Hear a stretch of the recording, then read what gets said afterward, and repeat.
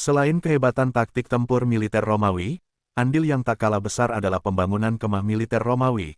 Pembangunannya bisa di wilayah musuh, di medan perang, tempat istirahat waktu tentara Romawi melakukan long march panjang menuju wilayah musuh. Kemampuan ini membuat Romawi bisa bertempur dimanapun, lawan mereka kebanyakan tidak mampu menyaingi kemampuan ini. Saat dalam ancaman serangan musuh dan bertempur, pasukan Romawi mampu membangun perkemahan militer dalam waktu 6 jam. Romawi sudah mengenal spesialis, pasukan yang punya kemampuan teknik pertukangan atau zeni di zaman sekarang, melakukan pembangunan kemah secara cepat dan efisien. Di perkemahan inilah Romawi melindungi, beristirahat dan menyimpan makanan dan perbekalan militer mereka selama berbulan-bulan tergantung situasi perang. Selain membangun perkemahan, membangun jalan, menara, dan benteng bisa mereka lakukan.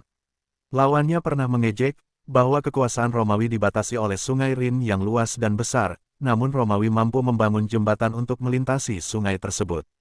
Jadi pasukan Romawi mempunyai kemampuan teknis konstruksi terbaik di eranya. Sebelum membangun, pasukan Romawi mencari tanah yang datar, kalau tidak datar harus diperkuat supaya datar. Juga mempertimbangkan dekat perairan dan keuntungan alam lainnya. Terbukti perkemahan militer Romawi yang sudah permanen yang diperkuat dengan batu dan besi dan menjadi benteng, daerah itu menjadi kota seperti kita lihat di wilayah Jerman, Inggris dan seluruh wilayah Eropa yang pernah ditaklukkan Romawi. Di Afrika, Mesir, Timur Tengah juga ditemukan jejak perkemahan militer permanen Romawi. Hal ini merupakan pengubah permainan di peperangan zaman kuno. Saat kampanye perang Romawi di wilayah Gaul sekarang wilayah Perancis, Swiss, Belgia dan sekitarnya, atau melawan pasukan Jermanik sekarang wilayah Eropa Tengah, yang disebut bangsa barbar oleh Romawi. Mereka tidak sanggup menandingi kemampuan perang Romawi dalam jangka panjang, walaupun mereka unggul jumlah dan fisik yang sangat kuat dan lebih kekar dari prajurit Romawi. Pasukan barbar itu akan menghilang selama 2 bulan atau lebih untuk mencari makanan dan memulihkan kekuatannya. Yang memberikan keuntungan bagi pasukan Romawi, yang langsung merebut wilayah tersebut. Di daerah yang strategis, perkemahan militer Romawi akan menjadi benteng, menara patroli atau logistik Romawi untuk kebutuhan perang dan pendudukan permanen Romawi terhadap suatu wilayah. Kalau yang kurang strategis atau tidak dibutuhkan lagi akan dibongkar. Ini gambar yang menunjukkan denah perkemahan militer Romawi. Yang ini perkemahan militer Romawi dalam jangka pendek.